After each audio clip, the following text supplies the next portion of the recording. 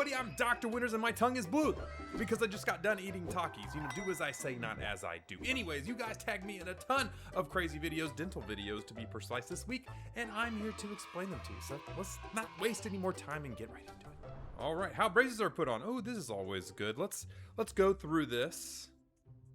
Okay, so I'm gonna pause it right here. So the first thing you can see there is that they're polishing off and they're moving that wheel. And really what we gotta do is, because like, imagine if you tried to glue something to a wall and it was all dirty, well, it would just come right off. So you have to clean the teeth. You have to get all the gunk and nastiness off the teeth to make sure that we have a clean surface to bond to. All right, now next up, they are putting some stuff on there and then washing it away, and it's leaving kind of this white little square behind. So they're kind of putting it on there, this clear liquid. Now what that is actually, it's a little bit opposite of what you normally see, because it's clear here. It actually is normally blue, and that's actually called etching. So the etching is actually there to dissolve away the enamel tubules to make it easy for it to basically grip to, almost like it almost turns your enamel into a Velcro so it can kind of lock in there. And then he rinses that away, and then obviously after that he paints on the next step. So that next step that you're seeing is painted on blue is normally actually clear. So they actually flip the colors there, and that is actually the kind of monomer, basically the bonding between the glue and the tooth. So you've got the gel etch that etches the tooth.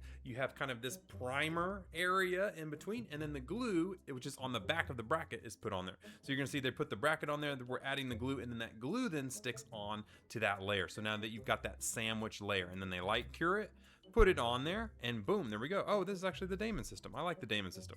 The cool thing about the Damon system is that the doors are actually passive. So they kind of move up and down so they can slide really nicely on the wire. That's why we use them in our office. That's why they're the best brackets in the world, I personally think. The other ones use those little rubber bands to stick on there and cling to it, which causes a lot of friction, and then putting some bite props on the back there to help fix that overbite, and then dragging things down. Look at that, and then some rubber bands to fix the bite. And yeah, that is pretty much braces in a really quick, easy, fast way, but at least now you know a little bit more about how those braces go on. Oh my gosh, okay, we were putting some veneers on here. Okay, I'm actually gonna pause it. So these actually are not veneers. You know, these are crowns. These are full crowns. You see, a veneer is just a light shaving of the teeth with some stuff on top. This is a lady getting full crowns across her entire mouth, which I do not recommend, but here we are, people do it. Basically what you're seeing is they're really whittling down the entire tooth there. And so we're gonna keep going through this now, and you'll see, you can actually see the before picture there at the top. You can see she just kind of had flatter, nice looking teeth. To be honest, they were pretty good. They just really needed some whitening. Looks like she maybe had some staining and some stuff like that, maybe some cavities here and there. And so instead of just leaving these naturally really pretty teeth and kind of shaping them up a little bit better and just whitening them, they went and just basically shaved off everything, which is something that people do, and it's not my favorite, but it is a quick way to get those nice bright toilet bowl white teeth. So let's see, so obviously they're putting them in. They are well done. At least she went to somebody who knows what they're doing getting crowns, because it does look like they look fairly good. And you can see in the end she's pretty happy. And so this is always a mixed bag for me, because I hate that they ruined all their teeth permanently when they probably could have been fine with just a little shaping and whitening and been pretty happy with it. But maybe she's tried whitening, it didn't work. Maybe she had some decay and other problems you don't know about, and she had to get the crowns. But I mean, you have to imagine it's hard enough to keep one crown going, let alone like 40 of them or 30 of them in a full mouth is a lot, and a lot of things can go wrong, and it's very costly when they do go wrong. And Jacer Racer says, why did you need such a deep prep? Yikes, be a little more biomimetic. Now what he means is like, why did they shave off so much? Why couldn't you have done just a veneer? And the fact is they could have just done a veneer on the front 6 teeth, but instead they polished off the entire tooth and caused a crown, which is, no, it is not good. This is what we would call a turkey teeth situation. They get you into thinking that it's veneers, and no, they just shave off everything and put you in all these crowns, and then you fly home and 5 fall off and you have all these issues for the rest of your life. But what can I say? All I can do is just try and get you to avoid doing this as much as possible and hope that you listen. That's about all I can do. Just save up and go to a dentist. That's a really good point, Diane. Thank you so much for bringing that up. Oh my goodness. Okay, we're gonna pause it there at the beginning. Obviously, we have quite a bit of decay there. The front of the teeth are looking weird. For those of you who don't know, I went through a CPTSD episode where I was vomiting multiple times a day. Okay, so that is definitely a way that you can do things. Now, obviously, it's either due to, just neglect, sometimes drug use, eating a lot of candy, things like that, not brushing, taking care of yourself. But vomiting is a very real thing that can absolutely ruin the enamel of your teeth. And if you have GERD, or if you're damaging, or if you're bulimia, or if you're just throwing up all the time from stress, which it seems like she had, you know, a huge stress problem there, then yes, you're gonna damage and you're gonna wear down your teeth a ton. And then if you're doing that mixed with not taking care of your teeth very good, well then that bacteria strep mutans can go in and can eat and cause decay and cause all of this type of stuff, which is really bad. Now, I was trying to figure out what was going on at the front of her teeth there, because it looks like a big build up of calculus, but that's actually not what it was. I looked at another one of her videos and it turns out she just kind of puts those little wax balls on top of the areas that are heavily decayed and stuff. Now, obviously that's not gonna stop the decay, but maybe it just stops air and stuff from getting into those decayed spots.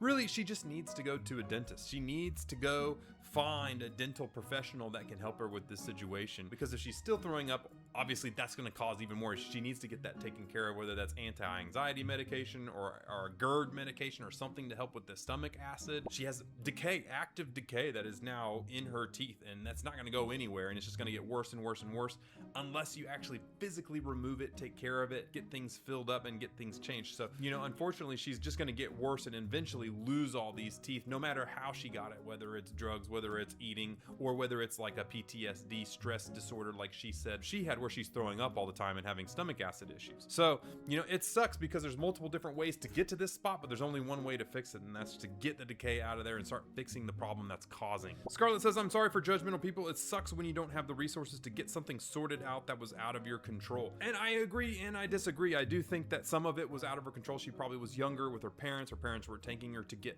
help where she needed to, and that is unfortunate. But, you know, I'm hoping that I can educate enough people who don't have those family backings and that help there to stop things before they happen. Maybe educate you on brushing your teeth or taking care of it, or, you know, all of these different things that maybe you can somehow, you know, prevent it from getting this bad. So when you are an adult and you're 18 or older out of your parents' house, well, you're not left with basically a terrible kind of choice to take all your teeth out, or, you know, yada, yada, yada. So I wish the best for her. I hope she gets some help. I hope she, you know, figures out what's causing all the stress, because unfortunately she's just gonna lose every single one of her teeth if she doesn't. And it's really unfortunate to see. But I hope dentistry gets cheaper in the future, and hopefully we can save more teeth together. Doctor, what happens if I do 5 implants and veneers? Oh my gosh, that's funny. Do 5 implants and veneers? Obviously, luxury, because that doctor's getting rich. But no, for real, yeah, they are probably making some money, but probably not as much. Nothing, your teeth are gonna become nicer and Teeth are gonna be nicer and healthier. Now, obviously, you know, this looks bad, but it's playing fun. Obviously, hopefully no dentist is just magically out there telling you to get implants and veneers if you do not need them. Okay, now that's one thing. I really do believe that dentists in general are good people, and they're not out there to try and scam you. Now, does that mean that there are not some corporations out there that are doing things like that to try and get a bunch of money out of you, to pay for private equity things, to make more money, to roll it up, to sell it for more? That's 100% happening some places, which is why you have to really have good head on your shoulder, get second opinions, and really make sure that you're with a dentist that you can trust. Now, the other question is, does a dentist really make, you know, an obscene amount of money on 5 implants and veneers? I mean, they probably make pretty good money on 5 implants and veneers, I won't lie, because a lot of those, you know, some of them aren't covered by insurance. They're paying cash a lot of the times for some of these, and so yeah, they make some good money on it. But, you know, that's the whole point, is they don't really make money in a lot of other places because insurance has just crammed down their throats to where they're not paying them anymore. But, you know, that's why they went through all that school and all those things, to be able to help you and make a little cash on the side too. So, you know, it's like not bad too, as long as they're doing it for the right reasons. Oh my gosh. Meanwhile, the assistant be like begging for money. Yeah, no, I mean, I totally get it. But I mean, if you want to make that type of money, which, to be honest, there's better ways to make that money, you know, than going through 10 years of dental school and paying almost, you know, $1 million in debt these days, you know. So trust me, there's different, you know, if anything, you want to look at the person making a lot of money, it's the hygienist. They don't have to go to as much school, way cheaper, and they make quite a bit of money. So I'd be looking there rather than the doctor. But, you know, shout out to all my dental professionals out there. We're all in this together. And then BNOP says, you're going to notice a solid gold Lambo in the parking lot. Maybe back in the day in the 80s and 90s, you know, nowadays, unfortunately, dentistry does not make as much money as it used to, but back in the day, you were probably seeing some gold Lambos. But I don't know, let me know, is your dentist rich, or is it just a normal dude? A couple of weeks ago, MARPE expansion risk. Perfectly white, and now they are the way they are. Also, my other teeth have turned a bit yellow, so before you do the MARPE, be aware that there are some risks involved.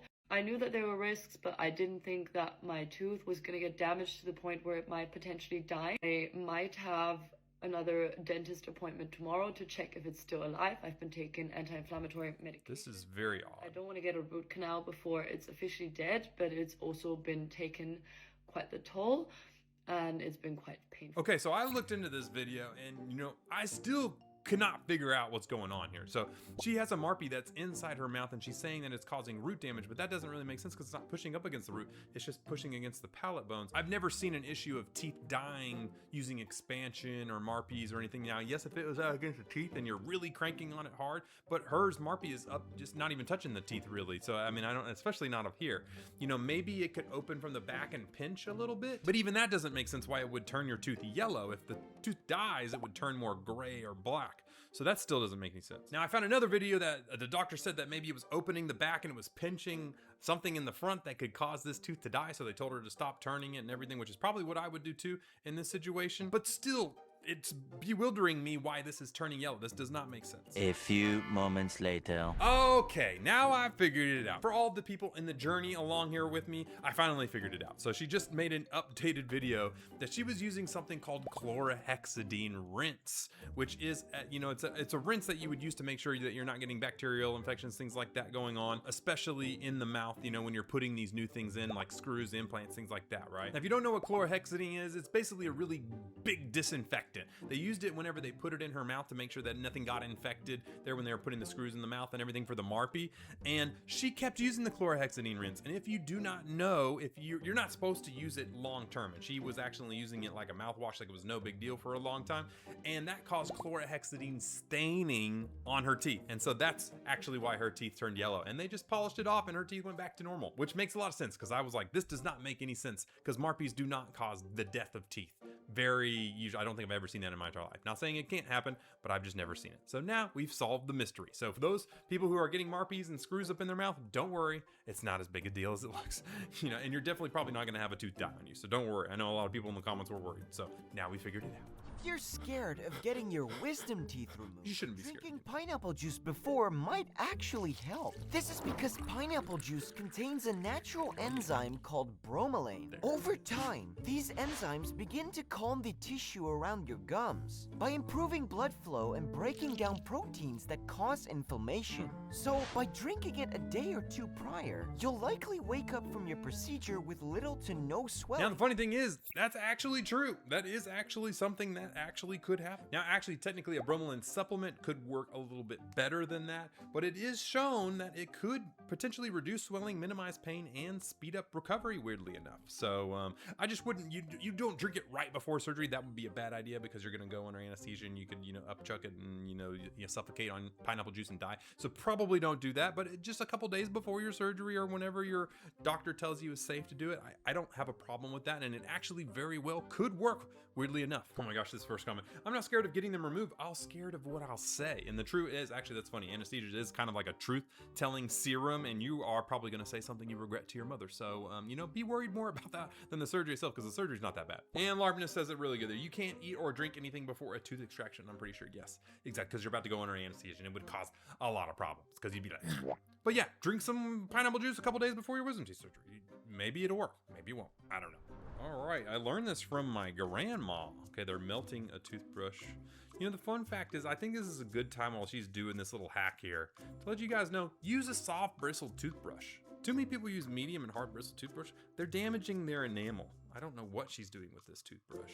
But yeah, I would definitely get one of the soft bristled toothbrushes. They may seem like you're not brushing your teeth as good, but trust me, you are, okay? She's making it. She's molding it. What does grandma know about toothbrushes that I don't? I don't know yet. Another thing is a manual toothbrush works just as good as an electric toothbrush too. Well, she made an S. As long as you're brushing correctly. Okay, a little holder. Little holder, look at that. I don't know why you guys wasted my time tagging me in this, but at least now we know a little bit more about toothbrushes. And you're gonna get a soft bristled toothbrush now, aren't you?